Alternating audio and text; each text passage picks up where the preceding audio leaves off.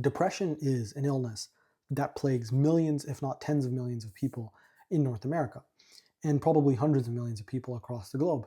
And in this video, I want to give you a unique perspective and a unique understanding on how to combat and understand depressive episodes. What I have found is that depression is associated with behavioral inertia.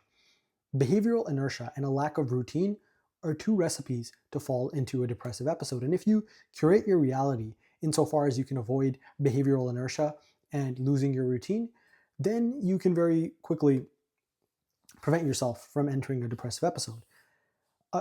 2 years ago, I tried making money online on the internet, and I wasn't very successful for very long. I actually did end up making $2,000 to $3,000, and I decided to leave my hometown of Vancouver, Canada, and go to Thailand because I thought I'd live on the beach and just have this enjoyable life that I hear all the digital nomads talking about. And by the time my second week rolled around, I found it pretty depressing because I was no longer, I didn't have my routine, I didn't have my structure, I didn't have the day-to-day activities that I do, and I wasn't going to create a new routine because I was only there temporarily, albeit not temporarily for like a relatively long time, but I wasn't there permanently.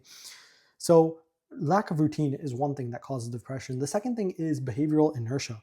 You aren't moving, you aren't making progress, right? Think of the archetype of the guy who's sitting in his mother's basement playing video games, literally not doing anything in his life. You need to attack life. You need to do something, right? Go to university, get a credential, go to trade school, go, try experiment with a business. You need to do something. When you interact with the universe, that universe extrapolates feedback, and then you can analyze that feedback and you can readjust your course. But when you're doing nothing, like literally doing nothing, you're inert behaviorally, you're just static. That staticness causes depression because human beings aren't designed to be static. Another reason, right? Perhaps the last reason why I could see that a young man in particular would fall into depression is rooted in evolutionary biology. Depression is caused by being at the bottom of a self-perceived social status hierarchy, right? So if you believe that there's a status hierarchy where you live amongst your friends, amongst your school, amongst your peers, and you believe yourself to be at the bottom, you're going to be depressed. And the reason for this is evolutionary and biological, because men at the bottom of the social hierarchy never got the chance to mate. Men at the bottom of the social hierarchy never got the chance to acquire resources. They were not respected by their peers, and and most likely you died without passing on your genetics. And but in the modern day, you can change your position in the status hierarchy. There are so many ways to change your position in the status hierarchy. Athleticism is one, money is one. And money is an interesting thing insofar as back in the hunter-gatherer days, the only way you could change your status was to hunt, be a good hunter, and gather food. And a lot of that is athletic. You don't need to be athletic to make a lot of money. You can be intellectual. You can become a professor. You can become a lawyer, right? If you're a good orator. Maybe you're not intellectual. Well, you can go to trade school. Trades like plumbing, roofing, a lot of these trades are in very high demand in the modern day. You can go and do those. When you improve your position, for focusing on your physique, your ability to communicate, your social skills, when you improve your position in the social status hierarchy, your depression can wane. But it's particularly difficult for young men because you start off with no skills, no connections, and you have to build everything from the ground up.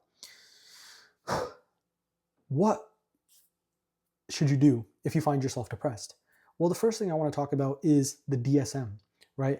Which, according to the DSM, the purple book, as they call it, which is used by the American Psychiatric Association to diagnose mental illness, anyone can qualify for ADHD, and anyone who's feeling a little bit sad can qualify for depression. And because they qualify for depression, they get issued brain meds. Now, brain meds alter your subconscious. They alter your brain. You shouldn't engage in brain meds. And at least the only time I see it appropriate to engage in brain meds is if you have catatonic depression. You literally can't get out of bed. But I hope that that is not most of you. And the last thing I'll say is you need to find a sense of meaning in your life. I got introduced to existentialist literature, Jean-Paul Sartre, Albert Camus, Dostoevsky. I started reading a lot of literature. And they all have very interesting perspectives, right? Camus says that life has no inherent meaning and believes in absurdism. Dostoevsky says that man's meaning is found through suffering and eventually salvation. Read existentialist literature. That's something that really helped me. It's a random suggestion, but it really does help. And finally, I'll quote Napoleon Hill. I mistook depression for the blessing that it was, for it reduced my world to a new beginning and a new starting point. When you're depressed, your world is reduced. Your world literally contracts. And that contraction is a new starting point.